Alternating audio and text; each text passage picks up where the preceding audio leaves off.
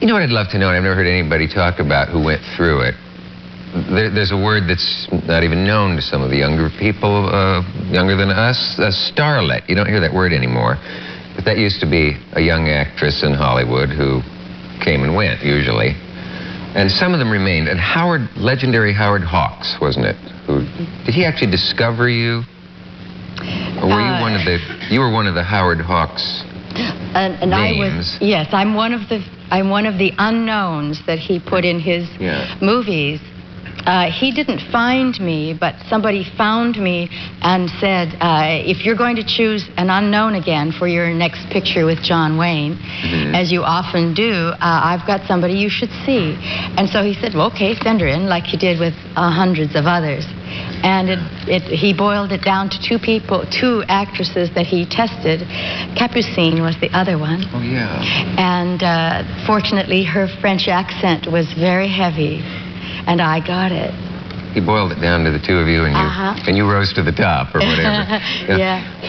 What I wonder is, now, not all of the women in the legendary Howard Hawks stable, you might call it. Was Lauren Bacall was Howard Hawks' alum? He literally discovered her. I don't think she worked before Howard found her. I had done a couple of movies and little movies and some TV. But not all of those women could have been. Some are no longer with us. Goes all the way back. Carol Lombard, doesn't it, with Howard? Yes, but Joan Collins is one of his discoveries, by the way. All the way up to Did you know Collins. that? Yeah, I did. I was surprised to read that, but I didn't know it. Land of the Pharaohs, I think. I'm not sure if that was the one. And I think he takes credit for Monty Clifton, the Red River. What are you getting at? Well, I just wondered if nothing like that. No, I just wondered if in those days you were all put through certain, what am I trying to say, training or how to be glamorous and how to conduct yourself as a movie star and all of those things, because it couldn't all have been that sexy just to begin with. No, you're right. Now, just before I came in the business, they still had people under contract.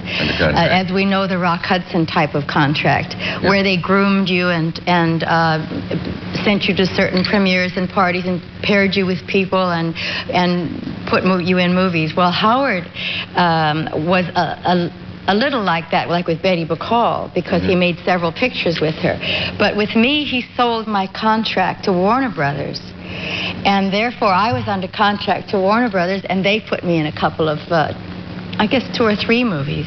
Were you taught how to walk and stand and how to reveal just enough leg and publicity photos, or is that all bull? No, they really do that. Yeah. I mean, one place, I went to Universal a few years later, and they were going to design everything I wore in white, and the trouble is they just couldn't quite pull it off, but they thought, how do we make her a star? And photograph me for Life magazine and just keep trying to. I posed with every turkey that there was for Thanksgiving, every bunny rabbit for Easter, that kind of thing. They did rather well, and sent you to modeling school. I went to modeling school.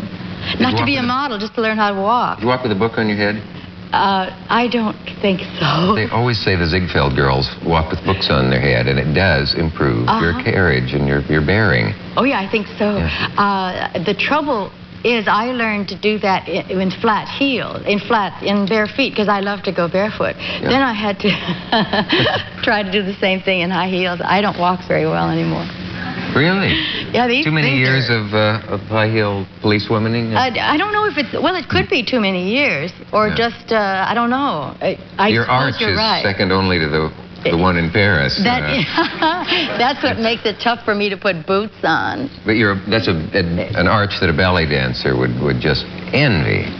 Are you trained in ballet? No, I took about a year of it. I'm very lazy. I wished I had. I would like to have been a dancer. It's so helpful. Yeah.